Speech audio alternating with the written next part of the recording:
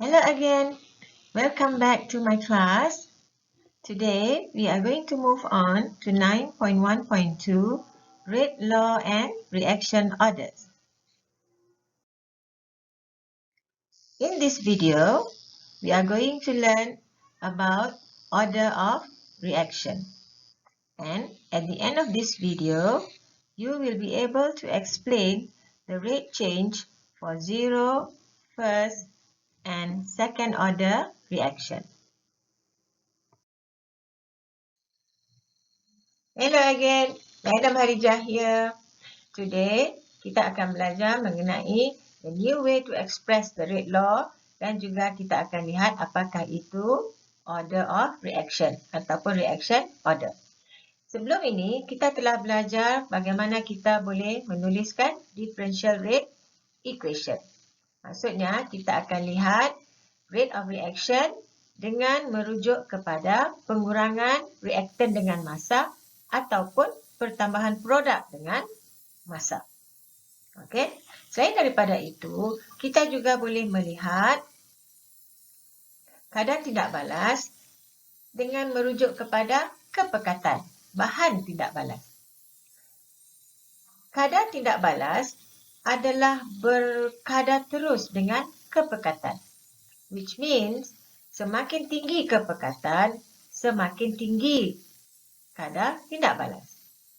Which means when you increase concentration of reactant, your rate will also increase. So, pertimbangkan sistem ini, A dengan B. A dan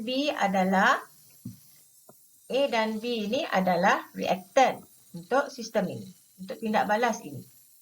Okey, dan kadar tidak balas adalah berkadar terus dengan kepekatan A dan juga kepekatan B.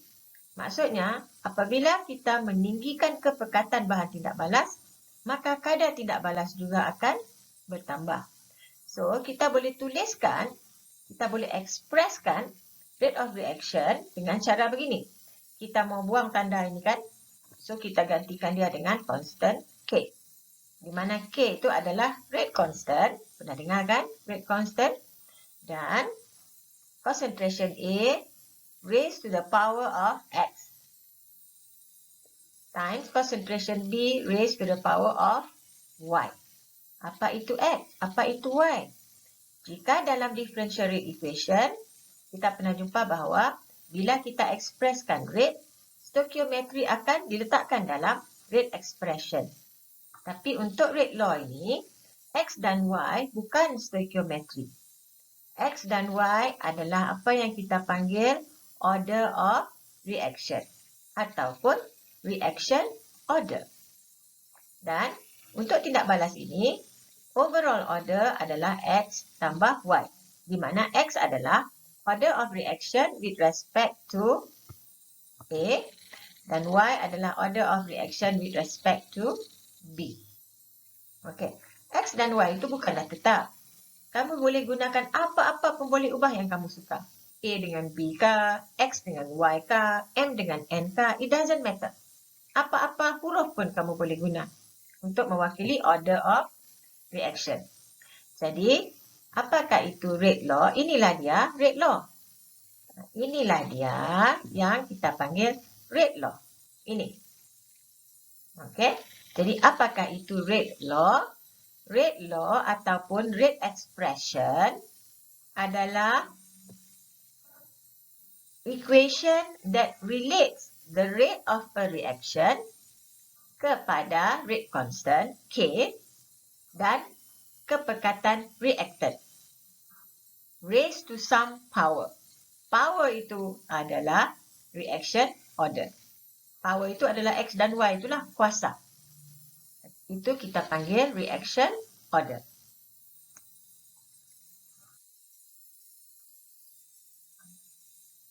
Rate constant K relates the rate equation to concentration of reactant. Ini K ni yang menghubungkan concentration dengan rate of reaction.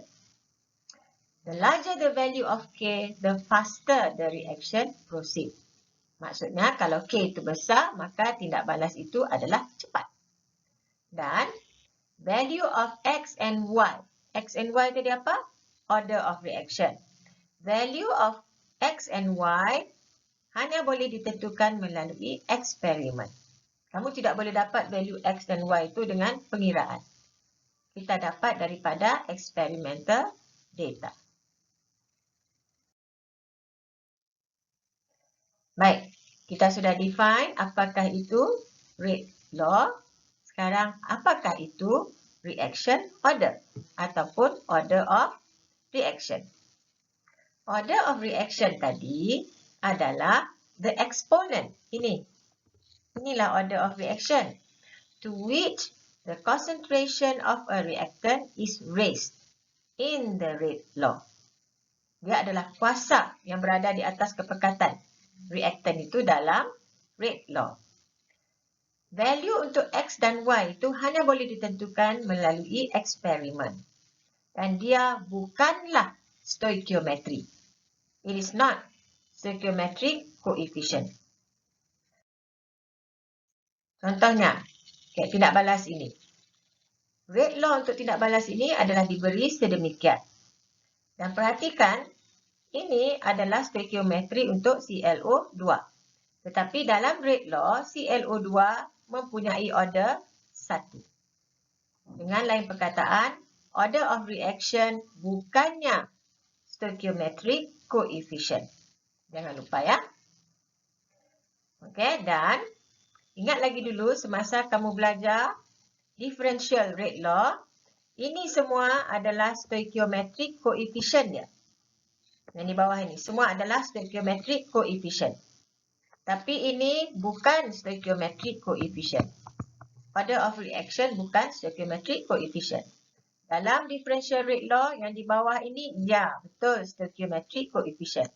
Kalau stoichiometric coefficient untuk ClO2 adalah 2, maka di bawah ini akan 2. Okay, remember? Itu perbezaan antara differential rate law dengan rate law yang kita akan belajar hari ini.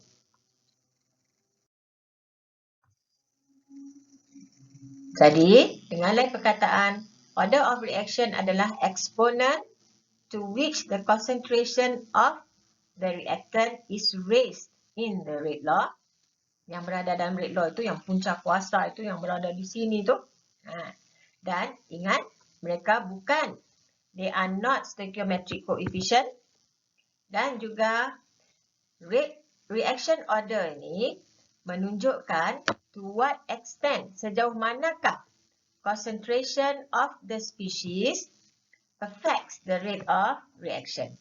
Jadi itulah gunanya order of reaction. Yang menunjukkan sejauh mana concentration bagi reactant itu mempengaruhi rate of reaction. Okay? Dan dengan mengetahui order of reaction, kita boleh tahu reaktan yang manakah mempunyai kesan yang paling tinggi terhadap kadar tindak balas. Okay? So, itulah dia order of reaction dan rate law. Contoh ya. Okay. Kalau untuk tindak balas ini, NO dengan O2. Okay. NO dengan O2 adalah dia punya reaktan. Lagi satu, remember, dalam rate law, kita hanya fokus kepada reaktan saja. Kita tidak lihat produk. Okay. So, dalam contoh ini, 2NO react dengan O2 to form 2N2O. Yang punya rate law adalah begini. Jadi, kalau rate law dia begini, kita tahu bahawa reaction ini mempunyai order 2 untuk reaktan NO dan 1 untuk O2. Jadi, lagi tinggi dia punya order, ni bagi NO, maka NO adalah mempunyai kesan yang lebih besar terhadap kadar tindak balas dibandingkan dengan O2. Maksudnya, lagi tinggi order, lagi besar kesan dia kepada rate of reaction.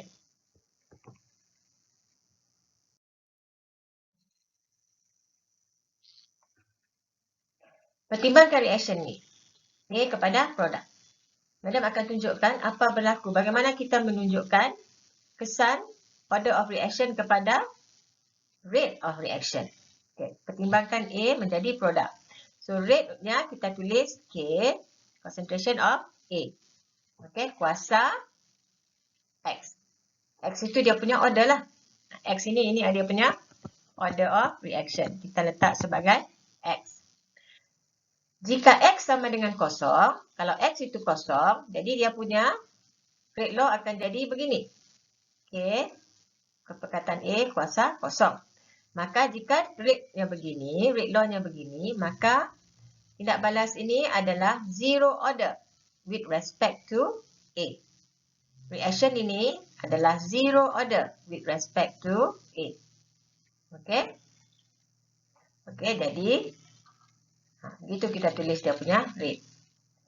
Okay. Maka apabila concentration A itu kuasa kosong, apa saja kuasa kosong sama dengan 1 kan? Maka rate sama dengan K. So, dalam sebutan rate law ini tidak ada concentration. No concentration here. So, maksudnya rate hanya bergantung kepada nilai K saja. Dia tidak bergantung kepada concentration of the reactant. So, ini menunjukkan bahawa if the reaction is zero order with respect to A, maka rate-nya adalah independent of A. Maksud independent of A, sekiranya kamu tukar concentration of A, rate of reaction tidak akan berubah. Itu maksudnya. The rate of reaction tidak bergantung kepada kepekatan bahan tindak balas. Okey? Baik. Sekiranya X sama dengan 1, maka rate law akan jadi KA kuasa 1. Ni. Concentration A itu to the power of 1. Maksudnya, this reaction is first order. Kalau order dia 1, kita kata first order. Tadi zero order kan? So, this reaction is first order with respect to A. Maka, okay, let's assume concentration awal adalah 1. Kalau concentration awal adalah 1, maka rate itu disebut begini, masukkan nilai concentration ke dalam rate law tadi, kuasa 1 kan? Okey, jadi maka rate, kalau kita doublekan kepekatan daripada 1 menjadi 2. When we increase, maksudnya apa yang berlaku sekarang adalah kita ubah concentration sekali ganda. Daripada 1 menjadi 2. So, kita tengok apa jadi kepada rate. Bila kita ubah concentration daripada 1 menjadi 2, maka rate-nya sekarang akan menjadi begini. Okey? Dan ini sama dengan, kalau kita pisahkan, kita keluarkan semula ini. Kenapa mau keluarkan ini? Sebab kita tahu concentration A adalah 1. Ni nah. Nah, concentration A yang asal tadi 1 kan? So, kita keluarkan, maka kita akan dapat begini. Ini adalah concentration A. Itu adalah 2K concentration A. So, ini bermaksud, sekiranya tindak balas itu adalah first order with respect to a reactant, dalam kes ini reactant A, reactant A ini first order, reaction itu adalah first order with respect to A, maka apabila concentration A itu kita ubah sekali ganda, maka rate of reaction juga akan meningkat sekali ganda. Ini tadi rate yang asal kan? Ini kan rate yang asal. Nah, ini adalah rate yang asal. Sama dengan ini. Yang ini, KA ni, ini adalah rate yang asal kan? This is the first rate tadi. Rate. Which means, apabila kamu increasekan concentration of A itu sekali ganda, rate pun meningkat sekali ganda. Itu jika reaction itu adalah first order terhadap reaktan tersebut. Okey, setakat ini masih boleh nampak? Okey, mari kita tengok satu lagi. Okay, now let's look at if X equals to 2. Jika X adalah 2, ini bermaksud expression untuk rate akan menjadi KA kuasa 2. Okay, so this means that the reaction is second order with respect to A. Okay, jadi let's see what will happen jika kita manipulate ataupun kita ubah kepekatan A. Now, assume kepekatan asal A adalah 1. Maka rate dia menjadi KA kuasa 2 lah. KA1 kuasa 2. Jika kita double, if we double the concentration of A daripada 1 menjadi 2, maka rate akan menjadi begini. Dan jika kita selesaikan ini, we will get 4K concentration of A. This is yang asal tadi apabila, this is the rate apabila concentration A itu 1. Bila kita double concentration of A, rate meningkat 4 kali ganda. So this means that if the reaction is second order with respect to a reactant, in this case dia A, maka if the concentration of the reactant is double, jika concentration bahan itu sekali gandakan, the rate of reaction will increase 4 times. Rate of reaction meningkat 4 kali ganda. Remember, kalau zero order, bila kita tukar concentration, rate tidak bertukar. First order, jika kita double concentration, rate juga akan double. Kita triple concentration, rate akan triple. Maksudnya, jika reaction itu adalah first order with respect to a reactant, apa-apa yang kita buat kepada reactant itu, rate akan ikut. Kita tambah reactant, rate bertambah sekali. Kita tambah reactant 2 kali, rate bertambah 2 kali. Itu first order. Jika second order, bila kita tambah kepekatan reactant sekali ganda, rate akan meningkat 4 kali ganda. Jika kita tambah kepekatan reaktan 3 kali ganda, apa berlaku? Mari kita tengok.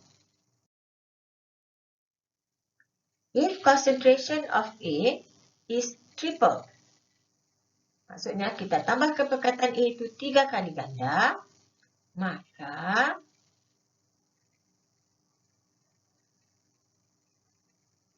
rate akan bertambah 9 kali ganda. Itu jika the reaction is second order with respect to that reactant. Are you clear?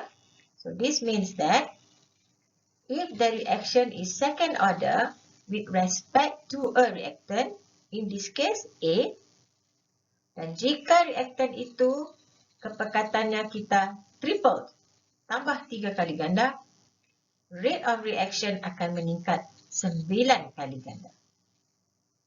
Okay? So itu adalah jika reactant itu second order.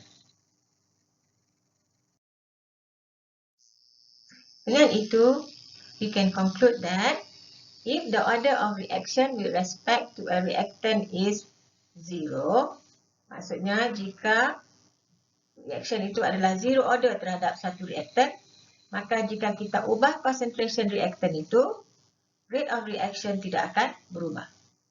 Jika the order of the reaction with respect to that reactant is 1, sekiranya order dia 1 ataupun first order, maka jika kita ubah concentration dengan cara double kan, kita tambah sekali ganda, maka rate of reaction juga akan bertambah sekali ganda. Okay? And if the reaction is second order with respect to a reactant, maka jika reactant itu kita tambah sekali ganda, rate of reaction akan bertambah 4 kali ganda. Jika kita tambah 3 kali ganda, rate of reaction akan meningkat 9 kali ganda. Jadi inilah dia kesimpulan kepada pembelajaran kita hari ini.